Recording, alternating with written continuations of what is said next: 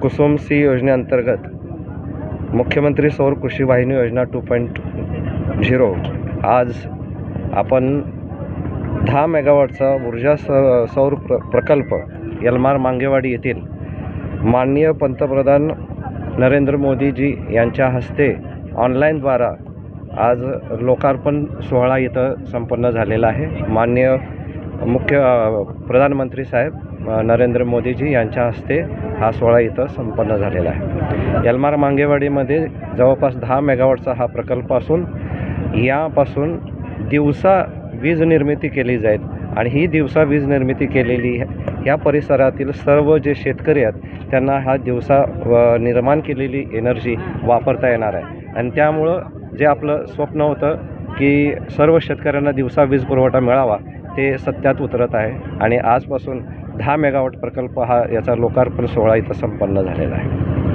किती लोकांना फायदा होतो? ह्या प्रकल्पात जवळपास 2000 लोक जे कृषी आहेत या सर्व कृषी ग्राहकांना याचा फायदा होणार आहे। घरगुती काय कृषी कसं आहे, आपण असं बायफरगेट करू शकत नाही, ही घरगुती आहे किंवा हा हे आपण त्या ग्रीडला एनर्जी सोडत असतो आणि त्या ग्रीडमध्ये जे जे काय ग्राहक असतील ते सर्व वापर करत असतात।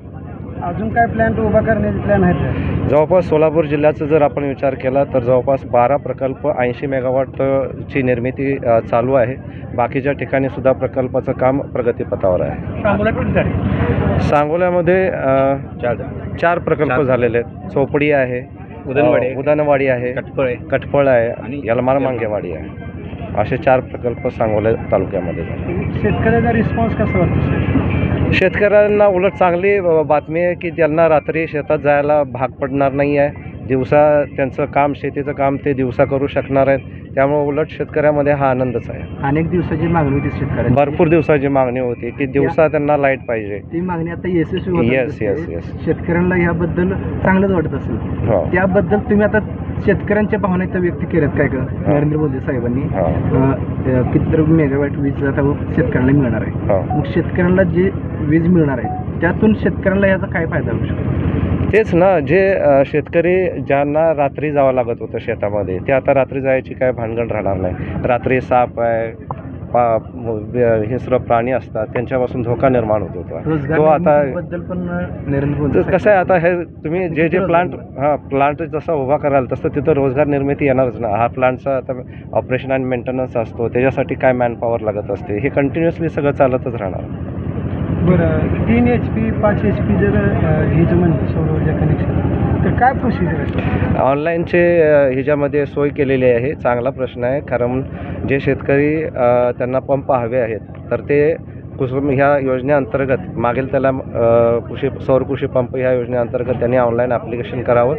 यामध्ये SC ST कॅटेगरींना जवळपास 95% सबसिडी मिळते.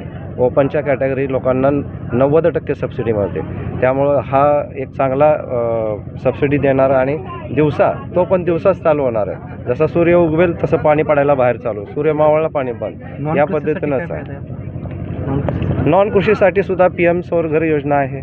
यामध्ये आपल्या रूफटॉप घरावरती सुद्धा आपण रूफटॉप बसवू शकता आणि त्यासाठी सुद्धा सबसिडी देऊ केलेली आहे. 1 किलोवॅटला 60,000, 1 किलोवॅटला 30,000, 2 किलोवॅटला 60,000 आणि 3 किलोवॅट आणि त्याच्यावरती 78,000 रुपये सबसिडी आहे. यामध्ये सर्व घरं जी आहेत ते आपलं वीज बिल शून्य करू शकतात. या पावसाळ्यामध्ये जसं बघा ऊन पाहिजे, जसा सूर्य येईल तसं ते चालू होणार जनरेशन, त्यामुळे सक्सेस तर होणार. बाकी आपण भरपूर इन्फ्रास्ट्रक्चर उभा केलेलं आहे. पावसाळ्यात मोटारी चालू शकतात, सर्व मोटरी चालू शकणार यावरती, कारण पावसाळ्यामध्ये जास्त वापर पण नसतो ना, का असतो, त्यामुळं जनरेशन पण तेवढं कमी होतं, वापर पण तेवढा कमी होतो ना.